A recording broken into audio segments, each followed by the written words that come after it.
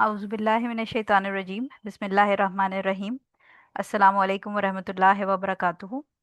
हदीस नंबर 19 हमारे पास थोड़ी लंबी हदीस है, लेकिन इसमें तौबा के बयान के साथ साथ हम दो तीन और इम्पोर्टेंट पॉइंट्स भी पढ़ेंगे। पहले हदीस देख लेते हैं हम। ज़िर बिन हुबैश कहते हैं, मैं मोज़ों पर मसा करने का मसला पूछने के लिए हज़रत सफ़वान रज़ी अल्लाह ताला अन्हु के पास आया। उन्होंने पूछा, ए ज़िर, कैसे आए हो? मैंने कहा, इल्म तलब करने के लिए। आपने फरमाया, फरिश्ते अपने पर तालिब इल्म के लिए बिछा देते हैं, इस इल्म यानी दीन से खुश होकर जो वो हासिल करता है। मैंने कहा, मेरे सीने में बैतुल खला इस्तेमाल करने के बाद मोज़ों पर मसा करने की बाबत कुछ सवाल पैदा हो गया है या शुबा पैदा हो गया है। आप नबी करीम सल्लल्लाहु अलैहि वसल्लम के सहाबा में से हैं, इसलिए मैं आपसे पूछने आया हूँ कि क्या आपने इस बाबत नबी करीम सल्लल्लाहु अलैहि वसल्लम को कुछ बयान करते सुना? उन्होंने फरमाया, हाँ। आप जब हम मुसाफिर होते हुक्म देते थे कि हम अपने मोज़े 3 दिन और 3 रातें ना उतारें, यानी इतनी मुद्दत तक इन पर मसा करते रहें। मगर जनाबत से, यानी अगर आदमी जुनूबी हो जाए तो फिर इसके लिए गुस्ल ज़रूरी है, इसलिए मोज़े उतारना ज़रूरी होंगे। लेकिन बैतुल खला इस्तेमाल करने और नींद से, यानी इन चीज़ों से मोज़े उतारने की ज़रूरत नहीं, इनके बाद बदस्तूर मसा जायज़ है। मैंने कहा, क्या आपने नबी करीम सल्लल्लाहु अलैहि वसल्लम को मोहब्बत के बारे में कुछ बयान करते सुना? उन्होंने फरमाया, हाँ।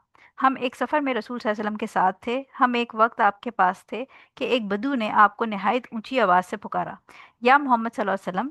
नबी करीम सल्लल्लाहु अलैहि वसल्लम ने भी ऊंची आवाज़ में से जवाब दिया, मैं यहाँ हूँ। मैंने इससे कहा, अफसोस है तुझ पर, अपनी आवाज़ पस्त कर। तू नबी करीम सल्लल्लाहु अलैहि वसल्लम के पास है और इसी तरह ऊंची आवाज़ से बोलना तेरे लिए ममनू है। इसने कहा, अल्लाह की कसम, मैं तो आवाज़ पस्त नहीं करूंगा। बदू ने मजीद कहा कि आदमी कुछ लोगों से मोहब्बत करता है, दरा हाल ये कि वो इनसे नहीं मिला। ये गोया इसका सवाल था जो उसने किया।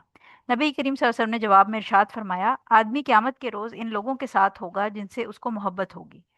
फिर आप सल्लल्लाहु अलैहि वसल्लम हमसे गुफ्तगू फरमाते रहे, हत्ता कि आप सल्लल्लाहु अलैहि वसल्लम ने मगरिब की जानिब एक दरवाजे का जिक्र फरमाया, जिसकी चौड़ाई की मुसाफिर 40 से 70 साल है, या यूँ फरमाया कि इसकी चौड़ाई में एक सवार 40 या 70 साल चलता रहेगा। हज़रत सुफियान यके रावियान हदीस फरमाते हैं, ये दरवाज़ा शाम की तरफ है। अल्लाह ताला ने इस दरवाजे को उस वक्त पैदा फरमाया जब उसने आसमान और ज़मीन की तख्लीक की, और इसी वक्त से ये तौबा के लिए खुला हुआ है। ये इस वक्त तक बंद नहीं होगा जब तक सूरज इस यानी मगरिब की तरफ से तुलू नहीं होगा। रिवायत किया इसको तिरमिज़ी वगैरह ने, और इसका जो स्टेटस है वो हसन सही हदीस है। बड़ी इंपॉर्टेंट हदीस है, इसमें मल्टीपल पॉइंट्स है। पहले हम अकीदा के पॉइंट ऑफ व्यू से देख लेते हैं कि इसमें क्या क्या हमें लेसन्स मिलते हैं, और फिर मैं आपको फ़िक्ह की जो इसमें डिस्कशन मसा को लेके है वो ब्रीफली बताऊंगी। लेकिन उसके साथ मैं आपको इस जो क्लिप है उसकी नीचे जो डिटेल्स हैं उसमें एक लिंक दे दूंगी, जो कि बुलूगुल मराम से जो हमारा सेक्शन था मौज़ों पर मसा करने का बयान, वो लिंक मैं आपको अटैच कर दूंगी। तो अगर आप डिटेल मजीद इसको, क्योंकि ये तो हमारी शॉर्ट क्लिप होती है, अगर आप मौज़ों पे मसा करने के बयान को डिटेल में पढ़ना चाहें विद रेफरेंस टू ऑथेंटिक हदीस, तो वो मैं लिंक नीचे आपको दे दूंगी। ठीक है। सो पहली चीज़ इसमें हमें ये जो पता चलती है कि जो बेनिफिशियल नॉलेज है, यानी दीन का इल्म जो हासिल करने की फजीलत बयान की गई है, कि जब कोई शख्स दीन का इल्म हासिल करता है तो फरिश्ते उस से इतने खुश होते हैं, यानी इसकी इतनी वर्च्यूज़ हैं इस सारे एक्ट के, कि वो आप सोचें जैसे हम रेड कारपेट बिछाने की बात करते हैं आजकल के दौर में, इस तरह फरिश्ते अपने पर बिछा देते हैं उस शख्स के लिए। तो इससे हमें जो इल्म हासिल करना है, स्पेशली दीन का इल्म जो हासिल करना है, जिससे उम्मत को फ़ायदा हो, दीन की तबलीग हो, दीन के ऊपर अमल पैरा होने में आसानी हो, ये जो इल्म है इसकी बहुत ज़्यादा फजीलत है। सेकंड पॉइंट हमें इसमें ये पता चलता है कि जो बहुत इंपॉर्टेंट है, कि क़यामत के दिन लोग जिनसे दुनिया में मोहब्बत करते थे वो उनके साथ होंगे। अब अगर किसी शख्स को, यानी ये यहाँ से रूल हमें ये पता चलता है कि आप अपने, अगर आपका कोई दोस्त है जो वैसे आपको लगता है कि बहुत ख़राब इंसान है, लेकिन क्योंकि आपकी उससे दोस्ती है, गुनाहगार है, लेकिन आप उसके साथ बड़े अटैच हैं, जैसे लोगों की आदत होती है कि वो इमोशनली अटैच हो जाते हैं, तो ऐसे शख्स के साथ अगर आपको मोहब्बत है तो क़यामत के दिन आप उसी के साथ होंगे। और आप ये सोचेंगे, क़यामत के दिन जब सबको अमालनामे मिल रहे होंगे और सबका हिसाब किताब हो रहा होगा, उस वक्त कोई भी नहीं चाहेगा कि वो किसी बदकार या किसी गलत या गुनाहगार शख्स के साथ हो। हर कोई चाहेगा कि वो हुजूर सल्लल्लाहु अलैहि वसल्लम के साथ खड़ा हो, या सहाबा कराम के साथ, उनकी जो लीग है उसमें मौजूद हो, नेक लोगों के साथ वो खड़ा किया जाए और उनके साथ ही उसका हिसाब किताब हो। ठीक है। ये बिल्कुल ऐसे है जैसे जो टीचर है वो क्लास में जब ओवरऑल एक असेसमेंट हो रही होती है, तो टीचर जो है उसको बहुत अच्छी तरह आइडिया होता है कि जो एक बुरे बच्चों का ग्रुप होता है या जो ख़राब लोगों का बच्चों स्टूडेंट्स का ग्रुप होता है वर्सेस एक अच्छे स्टूडेंट्स का, तो हर स्टूडेंट जो है वो रिजल्ट वाले दिन चाहता है कि मैं अच्छे स्टूडेंट्स के ग्रुप में काउंट हूँ, और वो उनके साथ ही अपना रिजल्ट कलेक्ट करने जाता है या खड़े होकर वो सुन रहा होता है। को कभी भी कोई स्टूडेंट ये नहीं चाहता कि वो अपना रिजल्ट जो फेलियर्स हों या बिल्कुल जो आप समझें कि ख़राब स्टूडेंट्स हों, जिनकी रिपोर्ट्स हमेशा ख़राब रहती हूँ, जिनका करेक्टर ख़राब हो, उनके लीग के अंदर वो खड़े होकर अपना जो रिजल्ट कार्ड है वो वसूल करे। तो बिल्कुल क़यामत के दिन भी जो शख्स जिससे मोहब्बत करता है वो उसी के साथ उठाया जाएगा, यानी उससे मुराद ये कि वो वहाँ उस लीग के अंदर खड़े होकर अपना हिसाब किताब वसूल करेगा। ठीक है। थर्ड पॉइंट इसके अंदर जो हमारे पास हमें मिलता है वो ये कि जो जो भी ये जो अनसीन के जो हम मामलात पढ़ रहे हैं कि सूरज मगरिब से निकलेगा और जो भी दूसरा हमने निशानियां बताई, इसमें जो आसमानों के अंदर दरवाजे हैं, जो हेवंस के अंदर, हेवंस जो है वो आसमान को कहते हैं और पैराडाइज जन्नत को कहते हैं। तो जो हेवन के अंदर यानी आसमानों में जो दरवाजे हैं उनके बारे में ये बात हो रही है, और ये अनसीन है, हम नहीं देख सकते, लेकिन ये वो दरवाज़ा है क्योंकि यहाँ पर तौबा का दरवाजे की बात हो रही है। तो तौबा का ये वो दरवाज़ा है जो अल्लाह ताला ने दुनिया आसमान की तख्लीक करते हुए बना दिया था, और ये खुला रहेगा।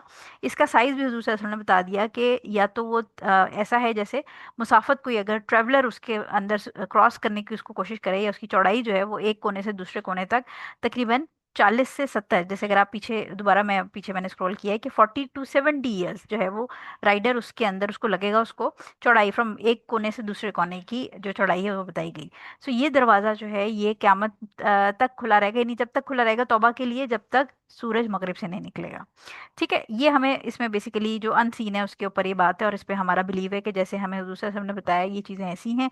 अब वो कैसे हैं वो अल्लाह बेहतर जानता है। इसी तरह हुजूर सल्लल्लाहु अलैहि वसल्लम मुख्तलिफ अहादीस के अंदर जो हमें गेट्स ऑफ हेवन जो जन्नत के बारे में बताया कि उसके दरवाजे हैं, हम वो भी बिलीव करते हैं कि जन्नत जो है उसके भी दरवाजे हैं इसी तरह।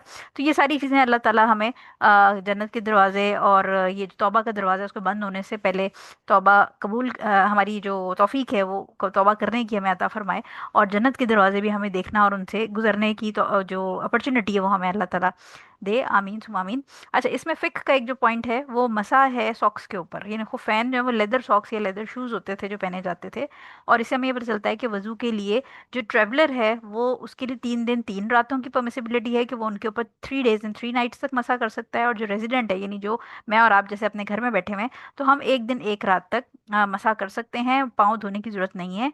और इसके अंदर जो इम्पोर्टेंट चीज़ है वो ये कि जो आपके सॉक्स हैं वो सी थ्रू नहीं होने चाहिए, और वो आपके एंकल्स को कवर करें, यानी जो आजकल छोटे सॉक्स जो एंकल सॉक्स होते हैं जिसमें अक्सर एंकल खुली रहती है, उन सॉक्स के ऊपर आप मसा नहीं कर सकते। इसी तरह स्किन सॉक्स के ऊपर भी आप मसा नहीं कर सकते। सॉक्स को मोटा होना चाहिए, सी थ्रू नहीं होना चाहिए, और एंकल्स कवर होनी चाहिए। और ये जो आप सॉक्स पहनेंगे या जूते पहनेंगे ये आपने वजू करके पहनने हैं, ठीक है। और वंस अगर आप ये उतार देते हैं तो आपका मसा टूट जाएगा। अगर आपका वजू है तो उसमें आपका मतलब आप नमाज अदा कर सकते हैं, लेकिन अगर आपका वजू टूट गया तो अब आपने क्योंकि सॉक्स भी उतार दी हैं, तो आप को मसा दोबारा सॉरी वजू पूरा दोबारा करना पड़ेगा पाँव धो के। अब आप दोबारा सॉक्स पहन के टूटे हुए वजू के ऊपर मसा नहीं कर सकते। इसी तरह जो नींद की हालत है या टॉयलेट यूरिन या डेफिकेशन के बाद आपको जो मसा है वो आप दोबारा कर सकते हैं पाँव पे वजू करने के लिए। लेकिन अगर जनाबत हो गई है या किसी को पीरियड्स हो गए हैं तो इस केस में फिर आपको गुस्ल क्योंकि वाजिब हो जाएगा। जो आपकी मेजर रिचुअल इम्प्योरिटी है जब वो लाक होगी तो गुस्ल वाजिब हो जाएगा। तो गुस्ल के लिए जिस्म के हर एरिया तक, हर स्किन के सेक्शन तक पानी पहुंचना ज़रूरी है, लिहाजा उसके लिए आपको फिर सॉक्स उतारने होंगे। आप अगर इसके बारे में डिटेल पढ़ना चाहते हैं तो मैंने आपको पहले भी बताया कि मैं लिंक नीचे अटैच कर दूंगी, आप उसको सुन सकते हैं। वो पूरा एक घंटे का लेक्चर है जो कि इसी टॉपिक के ऊपर है। आज का आपका प्रैक्टिकल टास्क जो है वो ये है कि आप अपने आप से सवाल करेंगे। ये रिफ्लेक्शन है मेरे और आपके लिए कि हम अपने आप से पूछें कि हम दुनिया में सबसे ज़्यादा किसको प्यार करते हैं, और क्या हम उस शख्स जिसको हम प्यार करते हैं हम क़यामत के दिन उसके साथ खड़े होकर अपना हिसाब किताब करवाना चाहेंगे। और क्या अगर जेन्युइनली अगर आपके दिल में ये आता है कि मैं नबी करीम सल्लल्लाहु अलैहि वसल्लम को प्यार करती हूँ, या मैं सहाबा में से किसी से बड़ी इंस्पायर हूँ और मैं उनके जैसी बनना चाहती हूँ, तो क्या हम ऐसी हरकतें कर रहे हैं, क्या हमारी डीड्स ऐसी हैं कि हम उनके साथ खड़े होकर अपना नामा अमाल रिसीव कर सकें, या उनके साथ हमें जो उनकी लीग है हम उसमें एंटर हो सकें। यानी आपने अपने आप से और मैंने अपने आप से एक सवाल अपनी मोहब्बत के बारे में करना है कि हमें किससे मोहब्बत है, और क्या वो शख्स जन्नत तक जाने के लिए हमारे साथ इस काबिल है, या हम इस काबिल हैं कि हम उसके साथ जन्नत में जा सकें। ये हमारा आज का रिफ्लेक्शन है। बाकी ये कि इंशाल्लाह जो मोज़े वाली चीज़ें सॉक्स के ऊपर मसा, उसके ऊपर मैं एक और आपको प्रैक्टिकल टास्क ये कर देना चाहूँगी कि ये जब तक चीज़ें आप फिक की अगर अपने लिए डेली एक दो दफ़ा परफॉर्म कर लेंगे तो आपको ये याद हो जाएंगी।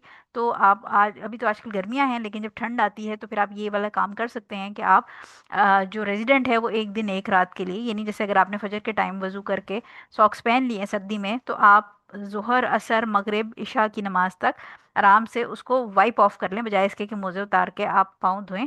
ये आप जब प्रैक्टिकल करेंगे तो आपको फिर ये याद भी रहेगी। सो आई होप कि आपको ये समझ आ गई होगी हदीस, अल्लाहुम्मा इन्नी असअलुका इल्मन नाफिअन व रिज़्क़न तय्यबन व अमलन मुतक़ब्बलन, सुब्हानक अल्लाहुम्मा व बिहम्दिका अशहदु अल्ला इलाहा इल्ला अंता अस्तग़फिरुका व अतूबु इलैक। अस्सलामु अलैकुम व रहमतुल्लाहि व बरकातुहू।